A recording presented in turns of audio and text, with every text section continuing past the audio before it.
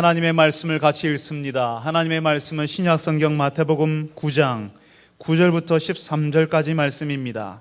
제가 가진 성경은 신약성경 13쪽 마태복음 9장 9절에서 13절까지 말씀입니다. 마태복음 9장 9절에서 13절까지 말씀을 저하고 함께 교독하겠습니다. 제가 먼저 9절 말씀을 읽습니다. 예수께서 그곳을 떠나 지나가시다가 마테라 하는 사람이 세관에 앉아 있는 것을 보시고 이르시되 나를 따르라 하시니 일어나 따르니라.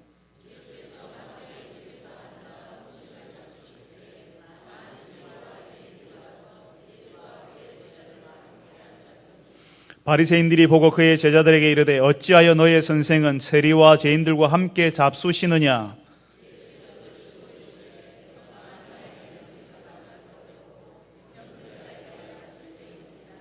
같이 읽습니다. 너희는 가서 내가 긍휼을 원하고 제사를 원하지 아니하노라 하신 뜻이 무엇인지 배우라. 나는 의인을 부르러 온 것이 아니요 죄인을 부르러 왔노라 하시니라. 아멘. 할렐루야. 찬양대에서 하나님께 찬양을 올려드리겠습니다.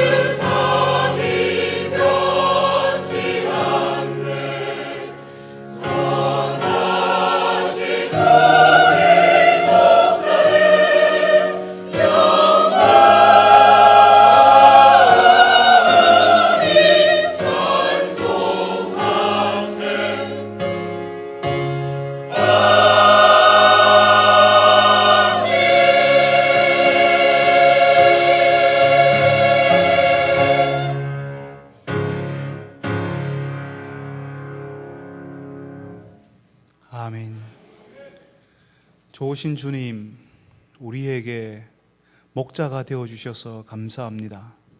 우리의 선한 목자 되신 그 예수님을 저희들이 따라갈 수 있게 하여 주옵소서.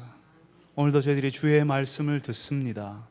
우리의 귀를 열어주셔서, 우리의 마음을 열어주셔서 주께서 하시는 말씀을 들을 수 있게 하여 주옵소서. 예수님의 이름으로 기도합니다. 아멘. 매번 새로운 학기가 되면 아이들을 학교에 보내는 부모님들의 기도 제목이 있습니다. 부모님들이 보통 어떤 기도할까요? 우리 아이들 전도 많이 하게 해달라고? 이번 학기에 성경 일독하게 해달라고요? 보통 그런 기도 안 하시죠, 그죠? 보통 기도하시는 기도의 제목은 우리 아이 공부 잘하게 해달라는 게 첫 번째입니다. 그리고 두 번째는요, 친구 잘 사귀게 해달라고 그렇게 기도하십니다. 다시 말하면 좋은 친구 만나게 해달라고요.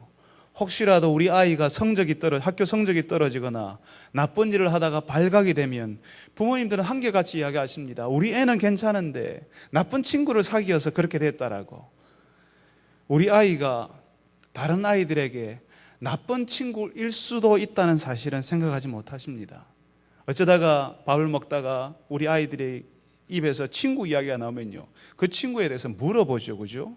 그 친구 공부를 얼마나 잘하는데, 그 집 부모님은 뭐 하시는데. 우리 아이들은 친구 사귈 때 그런 거 관심 하나도 없거든요.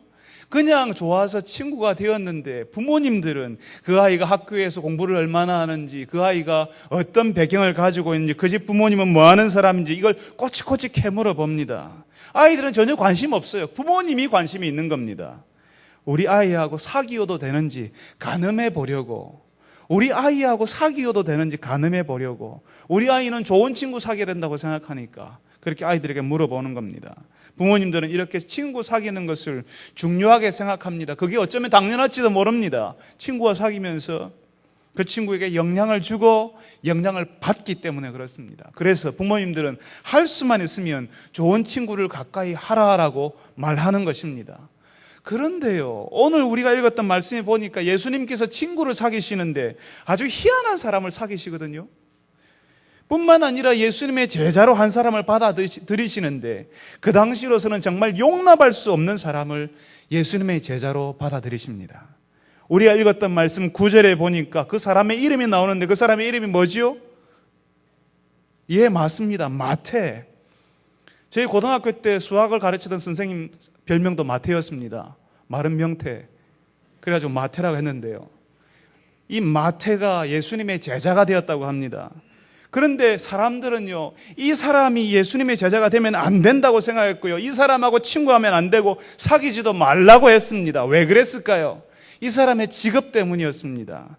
이 사람이 가진 직업은 요즘에는 경쟁률 몇 대 1로 서로 되고 싶어하는 직업 중 하나입니다만은 그 당시에는 멸시받는 직업이었습니다. 세무공무원이었거든요.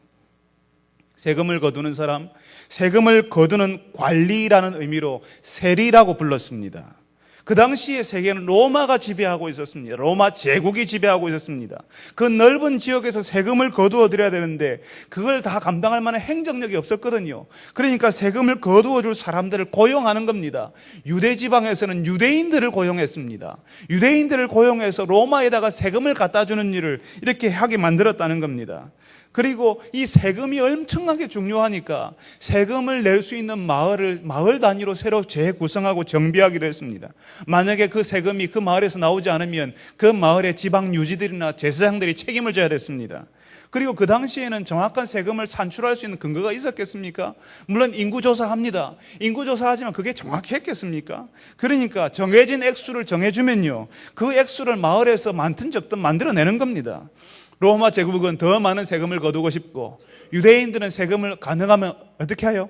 적게 내고 싶잖아요. 그러니까 세금을 거두러 다니는 이 세리와 싸우고 충돌하는 일이 벌어지는 겁니다. 세금을 내는데 자신의 땅 유대를 풍성하게 만들고 도로를 닦고 하는 이런 일이 벌어지는 게 아니라 어디로 간다고요? 로마로 가니까요. 거기다가 세리에게는 결정적으로 월급이 없었습니다. 월급이 없는데 먹고 살아야 되잖아요. 그러니까 정해진 세금에다가 자신이 먹고 살 만큼 돈을 더 얹어가지고 거둬야 되는 겁니다. 그래서 그 당시에 세리들은 엄청난 부를 축적했습니다. 거기에 자기가 먹고 살 만큼만 얹지는 않거든요. 그렇게 양심적인 세리 일들을 감당하는 사람들이 별로 없었습니다. 그러면 세리 안 하지요. 그러니까 자신의 부를 축적할 만큼 많은 액수를 사람들에게 부과했다는 것입니다. 그런 세리들을 사람들이 좋아할 리 있습니까? 절대로 좋아하지 않습니다. 그 당시 유대인들은 세리들을 이방인들보다 더 못한 존재로 생각했습니다. 유대인들은 이방인들을 개라고 불렀거든요. 그런데 그 이방인보다 못한 존재가 세리였습니다. 세리라는 말만 나오면 죄인이라고 생각했습니다. 유대인이라면 세금 관계 외에는 세리하고는 상종도 안 했습니다. 동네 사람들 그의 집에 방문하지도 않았습니다. 죄인의 집이기 때문입니다. 세리라면 동네에서 낙인을 지키는 것이고 그 가족들까지도 죄인 취급을 받았습니다. 그러니까 세리라고 하면 그 당시 사람들은 탐욕스러운 사람, 돈만 밝히는 사람, 자기만 아는 아주 이기적인 사람, 가난한 사람 등쳐먹는 사람, 나라를 팔아먹는 죄인이라고 생각했습니다. 이런 사람이 누구의 제자가 됐다고요? 예수님의 제자가 되었다고요. 뉴스에 나올 만한 일 아닙니까? 예수 신앙 자체가 욕먹을 만한 일이라고 생각할 수 있습니다. 세상에 그런 나쁜 놈이 예수님의 제자가 되다니, 그런 나쁜 놈이 제자 중에 하나이니까 예수의 가르침 들어보지 않아도 뻔하다, 이런 반응이 나올 만하다는 것입니다. 아니, 그런데 예수님께서 그런 사람을 제자로 받아들이시다니요. 본격적으로 하나님 나라를 드러내는 사역을 하려고 하면 좀 제대로 된 사람을 제자로 받아들여야 되는 거 아닙니까? 사람을 좀 가려 뽑아야 되는 거 아닙니까? 사람들이 예수님과 같이 다니는 제자들을 딱 보자마자 이야, 대단하구나, 진짜 하나님 나라가 굉장했구나, 예수님 따라다니면 다 저렇게 되겠구나, 이렇게 할 만한 그런 사람들이 예수님 밑으로 쫙 깔려 있으면 예수님도 일하기 좀 편하시지 않겠습니까? 그런데 예수님의 선택은 사람들에게 손가락질 받는 나쁜 사람, 세리 마태였습니다. 이것이 예수님께서 사람을 부르시는 방식입니다. 얼마 전에 기사를 보니까요, 한국의 유명한 대기업에 취직을 하려는데 인턴 사원으로 약간의 기간으로 일하려고 해도 지방에 있는 대학생은 서류조차 넣을 수 없었다는 내용이 나와 있었습니다. 영어 성적이 좋아야 하고, 지방에서 대학을 나오는 것이 아니라 서울에서 대학을 나오고, 거기에다 그 회사에서 요구하는 조건과 자격을 갖추어야지만 취직을 할 수 있다고요. 이렇게 하는 것이 이 세상 사람들의 방식입니다. 사람들을 가려 뽑는 겁니다. 우리가 다 이 방식에 익숙해져 있습니다. 그래서 다 그렇게 되려고 발버둥 치고 있습니다. 그렇지만 예수님께서는 우리가 보기에 굉장한 사람, 사회에서 인정받는 사람, 좋은 학교 나온 사람, 지금 괜찮은 연봉 받고 있는 사람 부르지 않습니다. 예수님께서 부르시는 사람은 예수님을 따라 나설 사람, 예수님에 대해서 알고 싶고 예수님을 따르기 원하는 사람이라면 누구라도 부르시는 것입니다. 과거에 무슨 일을 했든지 관심 없습니다. 예수님께는 중요하지 않습니다. 지금 무슨 일을 하고 있는지도 예수님께는 중요하지 않습니다. 예수님께서는 그런 사람 부르셔서 비록 과거에 부끄러운 일을 했다 할지라도, 비록 과거에 좋은 직업을 가지고 있지 않았다 할지라도, 좋은 학교를 나오지 않았다 할지라도, 사람들이 부러워하는 그런 일을 하지 않았다 할지라도 예수님께서는 그런 사람 부르셔서 똑똑한 사람, 있는 사람, 가진 사람을 부끄럽게 하시는 것이 하나님 나라의 법칙이라는 것입니다. 바로 그게 예수님의 일이었습니다. 그게 하나님 나라의 모습이라는 것입니다. 지금 무슨 일을 하고 있는지 중요하지도 않습니다. 좋은 학교도 좋은 직장에 다니지 않아도 괜찮습니다. 가정 형편이 어떻든, 과거에 나이가 어떤 모습을 가졌든 예수님 관심 없습니다. 예수님이 유일하게 관심을 가지는 것은, 오직 예수님께서 관심을 가지는 것은 지금 그 사람이 자신의 부족함을 깨닫고 예수님을 의지하고 있는가, 예수님을 따르려고 하고 있는가, 그것만 보신다는 것입니다. 그래서 저와 여러분이 예수님께 올 수 있었습니다. 예수님께서 사람을 가려 뽑으셨다면 우리가 올 수 있었을까요? 하나님의 기준에 미칠 수 있는 사람들이 있었을까요? 여기 여러분 모인 가운데, 여기 모인 예배하는 여러분들 가운데 하나님의 높은 기준에 맞출 수 있는 사람이 여기에 누가 있겠습니까? 아무도 없습니다.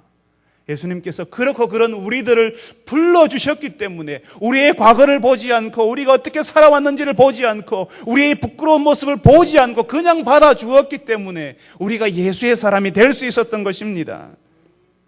예수님을 바라보고 의지하는 그 믿음 하나 때문에 우리가 예수의 사람이 될 수 있었습니다. 사랑하는 성도 여러분, 우리를 받아주시는 그 예수님을 그러니까 더욱 의지하는 분들이 되시기를 바랍니다. 예수님을 열심히 따라가는 분들이 되시기를 바랍니다. 예수님께서 세관에 앉아있는 마태에게 나를 따르라라고 하시니까 마태가 어떻게 했다고요? 일어나 따랐다라고 9절에 이야기합니다. 사실 예수님께서 마태를 향해서 나를 따르라라는 이런 말만 하시진 않았을 겁니다. 보자마자 처음 봤는데 너는 내 따라와라 이렇게 하니까 마태가 따라갔다, 이거는 아닐 겁니다. 아마 예수님은 이미 마태를 전에 만난 적이 있었을 것입니다. 마태는 벌써 소문으로도 가버나움을 중심으로 사역하시는 예수님을 듣고 만나보기를 바랐을 겁니다. 그리고 여러 번 만났을 것입니다. 그런데 여기 오늘 말씀에 소개하는 것은 예수님을 만난 사람의 행동이 어떠해야 하는지를 아주 명쾌하게 저와 여러분에게 소개하기 위해서 쓰여졌다는 것입니다. 예수님을 만난 사람, 예수님을 따르려고 하는 사람들이 예수님의 따르라는 그 말씀에 즉각 순종한다는 것을, 삶이 바뀐다는 것을 지금 말하고 있는 것입니다. 나를 따르라 할 때에 예수님 제가 생각 좀 해보겠습니다. 조금 이따 가면 안 되겠습니까? 예수님 밤만 따라가면 안 되겠습니까? 그렇게 하는 것이 아니라 마태는 일어나 따랐다라고 이야기하고 있습니다. 예수님을 따른다는 것은 자신이 앉아있는 자리를 박차고 나오는 것이고 자신에게 익숙한 생활 방식을 포기하는 것입니다. 여러분, 사실 이 세리라는 직업이요, 사람들에게 손가락질 받는 직업이었지만 엄청난 이윤을 가져다 주는 자리였습니다. 로마에다가 가져다 줄 액수를 제외하고는 나머지 금액은 덧붙이기만 하면요 전부 자신이 가질 수 있는 대박 직업이었습니다. 막대한 경제적인 이득을 챙길 수 있는 자리가 바로 이 세리라는 직업이었다는 것입니다. 그런데 예수님을 따르기로 했기 때문에 자신의 이런 대박 직업을 포기하는 것입니다. 막대한 경제적인 이득을 포기하는 것입니다. 오늘 말씀은 예수님을 따르는 마태가 어떤 대가를 치르는지를 보여주고 있습니다. 예수님을 따르기 위해서 포기하는 것이 무엇인지를 보여줍니다. 예수님을 따른다고 하면 우리에게 일어날 수도 있는 부당한 경제적인 이득을 포기하는 일도 감수해야 한다는 것입니다. 예전에 우리 교회 집사님 한 분이 제게 전화를 했습니다. 아주 어려운 질문 하나 하셨습니다. 목사님, 카지노를 운영하는 것이 성경적으로 옳지 않은 겁니까? 할 수도 있지 않습니까? 저는 그 질문을 받으면서 조금 그 집사님의 형편도 살피고 조금 돌아가면서 이야기를 드려야 되는데 너무 단호하게 예수 믿는 사람은 카지노를 경영하는 것이 옳지 못하다고 말씀드렸습니다. 너무 단호하게 말씀드려서 그 집사님의 마음을 상하게 했을까 두려운 마음이 있었는데, 그런데 그 집사님께서는 다른 사람들이 황금알을 낳는 거위쯤으로 생각하는 소위 말하는 대박 사업이라고 볼 수 있는 그 카지노 운영 포기하셨습니다. 저는 지금도 그런 고민을 해주신 그 집사님 때문에 얼마나 감사한지 모르겠습니다. 다른 사람들은 고민조차 하지 않거든요. 돈이 될 수 있다면, 경제적으로 이득이 많이 남는다고 하면 고민하지 않거든요. 그냥 그거 하거든요. 그런데 그런 고민을 해주신 것 때문에 감사합니다. 그리고 엄청난 경제적인 이득을 포기하는 결단을 내려주셔서 정말 감사합니다. 하나님께서 집사님에게 세상이 가져다 줄 수 없는 평안과 사람의 계획으로는 알 수 없는 하나님의 복을 허락하시기를 간절히 바랍니다. 예수님께서 나를 따르라고 하실 때에 예수님을 따르겠습니다 하는 것은 이전에 우리가 가지고 있었던 우리의 생활 방식, 예수님을 몰랐을 때 가졌던 그런 생활 방식, 예수님을 몰랐을 때 가졌던 나의 계획과 야망도 내려놓는 것입니다. 그렇지 못할 때에 우리는 항상 이전에 살던 세상과 예수님 사이에 끼어서 이렇게도 못하고 저렇게도 못하고 갈등하고 고민하게 되는 겁니다. 예수님을 따르기로 작정한 성도 여러분, 여러분은 예수님을 따르기 전에 가졌던 예수님과 상관없는 계획과 야망을 다 여러분의 머릿속에서 지워버리셨습니까? 아니면 세상과 예수님 사이에서 아직도 끼어서 고민하고 갈등하고 있습니까? 여러분, 이스라엘 백성들이 이집트 애굽 땅을 탈출했잖아요. 그리고 홍해를 건넜습니다. 엄청난 놀라운 일을 통해서 홍해를 건넜습니다. 홍해를 건넌 그 순간부터 이제는 이집트로 돌아갈 수가 없습니다. 그러니까 이제는 애굽에서 일은 잃고 앞으로 하나님의 인도하심을 따라서 가야 하는데 순간마다 이 사람들이 어떻게 하냐면요, 애굽의 일, 이집트의 일을 기억하고 애굽으로 돌아가자고 소리치고 있습니다. 돌아갈 수도 없는데 예전에 나왔던 그 땅으로 다시 돌아가자고요. 그 땅에는 장자도 죽고 다 동작물도 다 없어져 버리고 모든 가축들도 다 죽어버린 죽음의 땅, 황폐한 땅이 되었는데 그 땅으로 돌아가자고 소리치고 있습니다. 그래서 그 사람들 40년 동안 애굽으로 돌아가지도 못하고 하나님이 약속하신 땅으로 가지도 못하고 이리도 저리도 못하고 중간에 끼어서 애굽 광야에서 헤매다가 다 죽어버렸습니다. 우리의 계획과 야망을 포기하지 않으면 하나님은 우리를 통해서 일을 하시지 않습니다. 우리의 것을 비워드려야지만 하나님께서 채우십니다. 마태에게는 예수님을 따라갈 때에 모든 것을 포기하고라도 따르겠다는 마음의 감동이 있었습니다. 예수님 때문에 다 비워도 괜찮겠다는 그 마음이 있었습니다. 마치 예수님이 세리장 삭개오를 만났을 때에 예수님을 만난 삭개오가 자신의 재산 중 절반을 가난한 사람들에게 주겠습니다. 혹시라도 내가 불의하게 사람들의 돈을 불의하게 뜯어낸 일이 있으면 4배로 갚겠습니다라고 고백합니다. 예수님 때문에 비워드려도 괜찮겠다고 생각하는 겁니다. 이사야가 하나님의 부르실 때에 나를 보내어 주십시오라고 한 것처럼 예수님을 따르고 싶어하는 마음이 일어나더라는 겁니다. 이 마음을 어떻게 설명할 수가 있겠습니까? 예수님 때문에 다 포기해도 괜찮고 예수님 때문에 내가 가진 것을 다 비워드려도 좋겠다고 생각하는 이 마음을 스데반이 돌에 맞아 죽으면서 돌로 치는 사람들 용서해달라고 하는 그 마음, 세상 사람들이 어떻게 그 마음을 이해할 수 있겠습니까? 이렇게 예수님을 전심으로 따르고자 하는 이 마음이 여러분에게도 일어나기를 바랍니다. 여러분들이 하나님 앞에 여러분을 비워드릴 때에 예수님께서 여러분들을 채우시는 것을 경험하시기를 바랍니다. 이제 마태는 예수님을 따르기로 한 것을 축하하기 위해서 자신의 집에서 예수님과 다른 제자들 그리고 자신들의 친구들을 모아놓고 거창한 이별 잔치를 벌입니다. 말씀드렸지요. 세리는 죄인입니다. 죄인의 집에 누가 간다고요? 아무도 가지 않습니다. 그 집에는 가지 않습니다. 그렇지만 누가 가십니까? 예수님께서 그 집에 가십니다. 집을 활짝 열어놓고 아무리 집을 열어도 아무도 오지 않던 그 집에 예수님께서 그 집에 찾아가셔서 그 사람들과 함께 잔치를 벌이십니다. 유유상종이라고요. 마태의 친구들도 다 세리들이죠. 사람들이 손가락질하는 그런 나쁜 놈들입니다. 그리 경건하지 못한 사람들이었습니다. 예수님께서 이 사람들과 함께 식사하셨습니다. 이 당시에 함께 식사한다는 것은 엄청난 의미가 있었습니다. 굉장히 중요한 일이었습니다. 함께 밥 먹는다는 것은 그 사람하고 가깝다는 것, 아주 친한 사람이라는 뜻입니다. 밥상 교제를 할 수 있는 것은 중요한 사람이 아니면 그 사람과 밥 먹지 않습니다. 요즘도 그렇지 않습니까? 우리가 밥 먹을 때 중요한 사람하고 식사 약속합니다. 그리고 나하고 가까운 사람하고 식사합니다. 나하고 불편한 사람하고 식사하는 사람 보셨습니까? 그 사람하고 불편하니까 혼자 밥 먹으면 밥 먹었지 같이 안 먹습니다. 그러니까 함께 밥 먹는다는 것은 그 당시나 우리 한국 사회에서나 굉장히 중요한 겁니다. 이 밥상 교제를 통해서 우리가 하나가 되었다, 일체가 되었다는 것을 경험하는 겁니다. 그래서 우리가 사랑방에서 기관에서 뭔가 하자면 뭐 합니까? 같이 밥 먹으러 가잖아요. 그죠? 같이 밥 먹는 이 시간을 통해서 우리가 함께 되었다, 하나가 되었다, 일체가 되었다는 것을 경험하는 겁니다. 예수님께서 이 사람들과 함께 식탁에 앉았다는 것은 이 사람들을 친구로 받아들이셨다 하는 것입니다. 그러니까요, 이걸 밖에서 보고 있던 바리새인들이 불만이 터집니다. 입이 이만큼 튀어나왔습니다. 바리새인들은 그 당시에 종교 지도자들이었거든요. 경건한 사람들로 알려져 있습니다. 이 사람들이 예수님이 이해가 안 되는 겁니다. 다시 말합니다. 유유상종이라 하지 않았습니까? 예수님이라면, 거룩한 선생님이라면 왜 죄인들하고 어울립니까? 더 정확하게 번역하면 왜 저런 나쁜 놈들하고 식사합니까? 경건한 사람들하고 식사해야지. 유유상종이니까 예수님이 만약에 거룩한 사람이라면 거룩한 사람들하고만 어울려야지. 죄인들하고 어울리는 것은 저 예수라는 작자가 경건하지도 않고 자격도 없는 사람이라는 사실을 드러내는 것 아닌가라고 이 사람들이 지금 공격하고 있는 것입니다.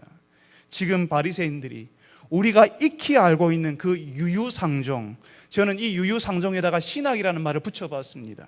그 유유상종의 신학을 말하고 있습니다. 한 번 나쁜 놈은 영원히 나쁜 놈이다. 어디 출신인가, 어디 가문인가, 어느 학교를 나왔는가, 어느 지역 사람인가, 어느 직장에 다니는가, 그걸 가지고 친구가 될 수 있고 없고를 결정해라. 그러니까 못난 친구, 나쁜 친구는 사귀지도 말라는 것이 이 사람들이 가지는 유유상종의 신학이었습니다. 그런데 예수님의 생각은 달랐습니다. 그 유유상종의 신학을 깨뜨려 버리시는 겁니다. 예수님께서는 그 못난 사람의 친구가 되어주십니다. 그 나쁜 사람에게 친구가 되어주셨습니다. 아침에요, 저희 집에서는 아이들이 학교 갈 때에 아이들과 함께 기도를 합니다. 한 번은 제가, 한 번은 아내가, 한 번은 우리 큰아이가, 또 한 번은 제 둘째 아이가 학교를 갈 때 기도합니다. 기도할 때에 제가 기도할 때 이렇게 기도합니다. 학교 생활을 잘하게 해달라는 기도하지만 그 가운데 우리 아이들이 다른 아이들에게 좋은 친구가 되게 해달라고 기도합니다. 우리 아이들이 좋은 친구를 사귀게 해달라고 기도하기보다는 우리 아이들이 다른 아이들에게 좋은 친구가 되게 해달라고 기도합니다. 왜냐하면 예수님께서 우리에게 가르치시는 방식이 바로 그런 방식이기 때문에 그렇습니다. 여러분, 신약 성경에 보면요, 누가복음이라는 책이 있습니다. 거기에 우리가 잘 알고 있는 선한 사마리아 사람의 비유가 나오지 않습니까? 거기서도 누가 예수님께 질문을 합니다. 누가 우리의 이웃이 될 수 있습니까? 다시 말하면 어떤 사람을 친구로 사귀어야 됩니까? 라고 물어본 것입니다.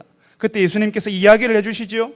어떤 사람이 길을 가다가 강도를 만나서 다 빼앗기고 거의 죽도록 맞아서 누워있는데 제사장도 레위 사람도 그냥 지나가 버렸습니다. 근데 누가 와서 그 사람 도와주었습니까? 사마리아 사람. 우리가 잘 아는 대로 사마리아 사람이 도와주었습니다. 이 사마리아 사람들은요, 유대인이 가장 싫어하고 혐오하는 사람이었습니다. 이방인들보다 더 싫어하는 사람이 사마리아 사람들이었습니다. 그때 예수님께서 그 질문을 한 사람에게 물어봅니다. 누가 이 강도 맞는 사람의 이웃이 되겠느냐? 누가 이 강도 맞는 사람의 친구이겠느냐? 그러니까 유대인인 이 사람이 차마 사마리아 사람이라는 말을 자존심이 상해서 말을 못합니다. 그러니까 자비를 베푼 사람입니다. 이렇게 대답합니다. 예수님께서 그 대답을 듣고 말씀하시죠. 너도 이와 같이 하라. 다시 말하면 너도 강도 만난 사람의 이웃이 되어 주어라. 네가 조건을 정하고 자격을 정해서 누가 내 친구가 될 수 있는지 고르고 골라서 자격 심사를 해서 그렇게 친구로 받아들이는 것이 아니라 네가 그 사람들의 친구가 되어 주어라라고 말씀하시는 것입니다. 가서 너도 이와 같이 하라. 여러분, 오늘 우리 말씀에 나오는 바리새인들처럼 우리가 유유상종의 신학을 가지고 있습니다. 적어도 우리 모임에 들어오는 사람들은 우리하고 비슷한 사람이면 좋겠다고 생각합니다. 말도 통하고 나하고 비슷한 학력을 가지고 있고 나이도 좀 비슷하고 경제적인 형편도 좀 비슷했으면 좋겠다고 생각합니다. 그렇지 않은 사람이 모임에 오면 불편하다고요. 그런 사람하고는 친구가 될 수 없다고 생각합니다. 우리 기관 모임에도, 우리 사랑방 모임에도, 교회 식당에도 밥을 먹을 때에도 나하고 비슷한 사람, 적어도 나하고 비슷한 구석이 조금이라도 있는 사람이라야지만 같이 모임할 수 있고 밥도 먹을 수 있다고 생각합니다. 그렇지 않은 사람이 들어올 때는요, 가차없이 무시해버립니다. 여러분, 사랑의 반대말이 미움이 아니라 무관심이라는 사실을 알고 계시지요? 모임이 왔는데 그 사람을 철저하게 투명인간처럼 만들어버립니다. 있는데도 사람의 이름을 불러주지 않고 마치 없는 사람 취급해버리는 겁니다. 기간 모임이 왔는데 아무도 말을 걸어주지 않고, 새로 왔는데 이름을 묻지도 않고, 몇 사람끼리만 자기들 아는 이야기를 웃고 떠들고 바로 옆에 사람이 앉아있는데 옆에 있는 사람은 안중에도 없는 방식으로 무시해버립니다. 왜요?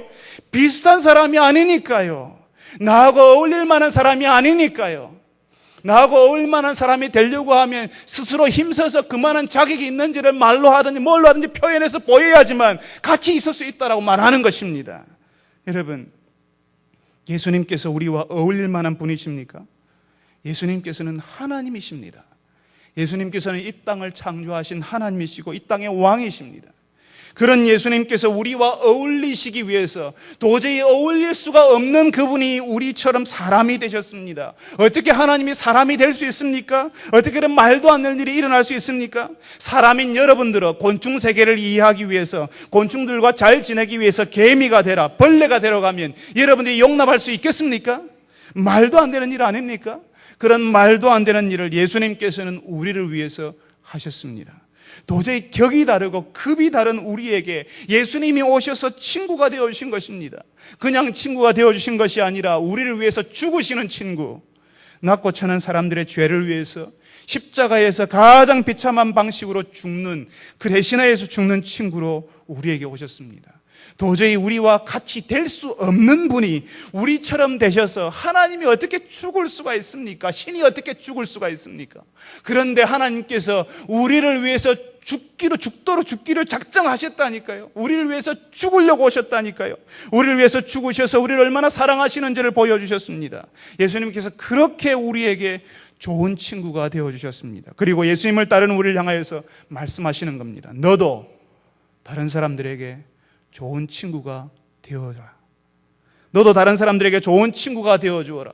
나의 친구가 되려면, 나하고 같이 지내려면 조건도 맞고 경제적 형편도 맞고 학력도 맞고 배경도 맞는 그런 사람들하고 교제하고 그런 사람들하고만 사귀는 그런 가운데 있는 우리에게, 유유상종의 신학을 철석같이 믿고 있는 우리에게 예수님께서 너도 다른 사람들에게 좋은 친구가 되어 주어라라고 말씀하십니다. 우리는 나쁜 친구, 못난 친구는 가리고 사귀지 않아야 한다고 생각하는데 예수님께서는 그 사람들에게 네가 좋은 친구가 되어 주라고 말씀하시는 것입니다. 여러분, 물론 우리에게는요 아주 편안한 사람들이 있습니다. 그 사람들하고 같이 있으면요 마음이 편안하고요 할 말 못할 말이 없습니다. 말을 해도요 그 사람이 부담 없이 받아주기 때문에 너무너무 편안합니다. 그래서 그 사람들하고만 지내고 싶은 마음이 있습니다. 그렇지만 그 사람들하고만 지내면 안 된다는 것입니다. 예수님께서 제자들 중에 베드로와 안드레, 요한과는 더 깊은 이야기 하셨습니다. 더 은밀한 사역 현장으로 데리고 가셨습니다. 그렇지만 그런 교제, 그런 은밀한 교제를 나누었기 때문에 다른 사람을 섬겼고, 그런 교제가 있었기 때문에 다른 사람들에게 가도록 만들어졌다는 것입니다. 우리가 편한 사람들과 교제하는 것이 정말 하나님이 기뻐하시는 교제라면, 그게 하나님이 기뻐하시는 모임이라면 우리의 그 교제 때문에 다른 사람들을 품을 수 있어야 합니다. 다른 사람들에게 눈을 돌릴 수 있어야 한다는 것입니다. 제가 우리 교회 교역자들하고 편하기 때문에 우리 교회에 있는 목사님들하고만 이야기하고 다른 성도들하고 이야기하지 않는다면 그게 정상적인 목사이겠습니까? 그렇지 않은 것입니다. 우리 교회 목사님들과 함께 제 마음을 풀고 교제하면서 거기서 경험했던 은혜의 나눔이, 그 교제가 사역에 대한 방식이, 사역에 대한 새로운 이해가 다른 성도들에게, 다른 곳으로, 다른 아픈 사람, 힘든 사람에게 가야지만 제대로 된 교제고 제대로 된 모임이라는 것입니다. 사랑방 모임이 하나님이 인정하시는 모임이 되려면 그 모임에 새 가족이 들어갈 수 있어야 합니다. 새 가족에 정착할 수 없는 것은 여러분의 사랑방 모임이 건강한 모임이 아니라는 증거입니다. 기간 모임이 건강한 모임이라는 증거는 그 모임에 새 가족이 들어오고 정착할 수 있어야지만 그 모임이 건강한 모임입니다. 올해 여러분 기관 모임에 새 가족이 한 명이라도 온 기관이 있습니까? 한 번이라도 왔는데 그 기관에 여러분의 새 가족들이 남아 있습니까? 1일에 왔던 그 사람이 9일이 지난 지금 남아 있습니까? 여러분이 그 사람에게 어떻게 하셨습니까? 그 사람에게 이름을 물어보고 그 사람에게 친구가 되어 주셨습니까? 아니면 그 사람에게 말도 하지 않고 여러분의 눈도 닫아버리고 여러분의 마음도 닫아버리지는 않았습니까? 예수님께서는 유유상종의 신학, 그러니까 자기들끼리만 좋아하고 자기들끼리만 지내는 그 바리새인들에게 내가 긍휼을 원하고 제사를 원하지 않는다라고 말씀하십니다. 이어서 나는 의인을 부르러 온 것이 아니라 죄인을 부르러 왔노라고 하십니다. 이 말씀은 구약 성경의 호세아에 나오는 이야기입니다. 호세아 당시에, 그 당시에 구약 시대의 사람들이, 경건하다고 하는 사람들이 하나님께 예배드리는 순서에는 하나님께 예배드릴 때는 강단의 모양도 신경 쓰고 이 강단의 신발이 어떻게 놓여야 되는지, 꽃이 어떻게 돼야 되는지, 성갈의 자리가 어떻게 되는지 그 자리, 의자 모양은 신경을 쓰지만 사람들에게는 그렇게 냉담한 모습을 보이는 그것을 보고 예수님께서 바로 그때 그 시대처럼 하나님 말씀하시는 것처럼 나는 긍휼을 원한다, 자비를 원한다, 예배를 원치 않는다라고, 마치 예수님이 하나님께서 예배를 싫어하는 분인 것처럼 그렇게 표현하신다는 것입니다. 마치 그 모습처럼 구약시대에 하나님이 흥분하신 것처럼 바로 바리새인들의 유유상종의 신학에서 예수님께서 그런 모습을 보셨다는 겁니다. 스스로 나는 문제없다, 나는 괜찮은 사람이라고 여기고 예수님이 필요 없다고 생각하는 사람들에게 예수님께서 누구에게 가실지를 말씀하십니다. 스스로 의인이라고 생각하는 사람들에게 나는 갈 수가 없다, 나는 죄인에게 왔다라고, 죄인을 부르러 왔다라고 말씀하십니다. 스스로 자신을 죄에 있는 사람, 부족한 사람, 연약한 사람으로 알고 예수님의 은혜를 구하는 사람에게 예수님께서 오셨다는 것입니다. 예수님께서는 죄인이 아닌 사람, 세리가 직업이 아닌 사람, 바리새인과 같은 그런 사람하고도 예수님은 식사하고 교제하고 싶으셨습니다. 그렇지만 그 사람들은 예수님이 필요하지 않았거든요. 예수님이 아니더라도 같이 있을 만한 사람, 같이 밥 먹을 사람들이 많았습니다. 그렇지만 세리와 죄인들은 예수님이 필요합니다라고 이야기했습니다. 예수님이라면 모든 것을 버려두고 따라 나서겠다고, 예수님 때문에 자신을 비워드리는 일을 했다는 것입니다. 바로 그래서 그 사람들과 예수님이 함께 계셨습니다. 예수님이 계셔도 좋고 안 계셔도 그만인 사람에게 예수님의 임재가 나타났다는 소식을 저는 들은 적이 없습니다. 예수님이 오셔도 좋고 안 계셔도 좋고, 예수님이 계셔도 좋고 안 계셔도 좋고, 그런 사람에게 예수님의 임재가 나타났다는 사실을 제가 들어본 적이 없다는 것입니다. 예수님이 꼭 필요합니다. 예수님 저와 함께 해주십시오라고 예수님을 향해서 갈망을 느끼는 그 사람에게 예수님께서 함께 하시고 동행하시는 겁니다. 하나님의 임재를 체험했던 사람은 자신이 부족함을 느끼고 하나님 안에서 체험을 받고자 했던 사람들이었습니다. 부족하다는 사실을 모르는 사람들은 하나님으로부터 체험을 얻지 못합니다. 심령이 가난한 자는 복이 있나니 천국이 누구의 것이라고요? 저희 것이요. 의에 줄이고 목말라 하는 사람들이 체험을 얻는 것입니다. 목마르지 않으니까 찾지 않잖아요. 배고프지 않으니까 예수님께 오지 않습니다. 자신이 죄인이라고 깊이 느끼지 못하면 죄 용서를 받을 수도 없습니다. 주 안에서 사랑하는 성도 여러분, 여러분들은 하나님 앞에서 부족하다는 사실을 알고 계십니까? 주 안에서 목말라하고 배고파 하십니까? 오늘도 예배 자리에 나올 때 하나님 나에게 은혜를 허락하여 주십시오 간절히 기도하는 마음으로 나오셨습니까? 여러분이 용서받아야 할 죄인이라는 사실을 지금도 알고 계십니까? 자신의 연약함을 알고 예수님을 의지하는 그 사람을 예수님께서는 아무것도 묻지 않고 그냥 받아주십니다. 친구가 되어주시는 것입니다. 예수님께서 하고 많은 사람들 중에 하필 이렇게 부족하고 연약한 우리를 부르셨습니다. 마치 마태를 부르신 것처럼 하나님 앞에서 자격 없던 우리를 불러주셔서 우리의 좋은 친구가 되어주셨습니다. 그래서 우리가 우리끼리만 지내려고 하는 일에서 벗어나서 다른 사람들의 친구가 되어주기를, 우리도 다른 사람들의 친구가 되어주기를 원하십니다. 하필이면 우리와 같은 사람의 친구가 되어주신 그 예수님 때문에 다른 사람들에게 좋은 친구가 되기로 결심하며 작정하는 여러분 되시기를 바랍니다. 우리 같이 한번 기도합시다. 우리 한번 기도할 때에 아직까지 예수님께서 주시는 죄의 용서를 경험하지 못한 사람들이 있다면, 예수님이 정말 간절하게 필요하다고 느껴본 적이 없다면, 주님 오늘 이 시간에 주님 나의 친구가 되어 주옵소서, 나의 죄를 용서해 주옵소서, 내가 배가 고프고 하나님 예수님이 필요하다는 사실을 알게 해 주십시오라고 기도합시다. 주님께 우리의 모든 것들을 맡겨드릴 수 있도록 나의 생활 방식과 예수님을 알기 전에 가졌던 계획과 야망도 내려놓을 수 있게 해달라고 기도합시다. 예수님을 따르는 사람이 될 수 있도록, 예수님처럼 우리도 다른 사람들에게 친구가 될 수 있도록, 친구를 가리고 이런 사람 이런 조건이기 때문에 나하고 친구가 될 수 없는 것이 아니라 나도 그 사람에게 예수님이 그런 것처럼 그 사람에게 친구가 될 수 있도록, 그래서 내가 친구가 된 그 사람이 변하고 살아나는 것을 경험할 수 있게 해달라고 이 시간에 다 같이 한번 한 목소리로 기도하겠습니다. 거룩하신 아버지 하나님, 오늘도 저희들에게 말씀을 통하여서 우리가 어떤 사람이어야 하는지, 우리가 예수를 통하여서 어떤 사람이 되는지 알려주셔서 감사합니다. 주님, 저희들이 예수님이 필요합니다. 우리의 죄를 용서하여 주옵소서. 우리의 죄를 용서하여 주옵시고 우리가 주님께서 우리의 친구 되신 것을 알고 주를 따라가는 자들이 되게 하여 주옵소서. 우리가 가졌던 생활 방식과 나의 이전에 예수님을 알기 전에 계획과 야망을 내려놓게 하여 주옵소서. 세상과 예수님 사이에 끼어서 고민하며 갈등하며 이리 가지도 저리 가지도 못하는 그런 생활을 종지부를 찍을 수 있게 하여 주옵소서. 예수님 앞에서 나를 비워드려서 예수님께서 채우시는 생활을 경험할 수 있게 하여 주시옵소서. 예수님이 우리에게 그러하셨던 것처럼, 나쁜 사람들에게 죄의 친구가 되어 주셨던 것처럼, 못난 사람들에게, 연약한 사람들에게 친구가 되어 주셨던 것처럼, 우리가 교제하지만 마찬가지로 나쁜 사람, 힘든 사람, 어려운 사람들에게 우리가 친구가 되어 줄 수 있게 하여 주옵소서. 그 사람들이 살아남아 변화되는 것을 우리가 경험케 하여 주옵소서. 우리 교회가 이 지역에 주님 친구가 되는 교회가 되게 하여 주옵소서.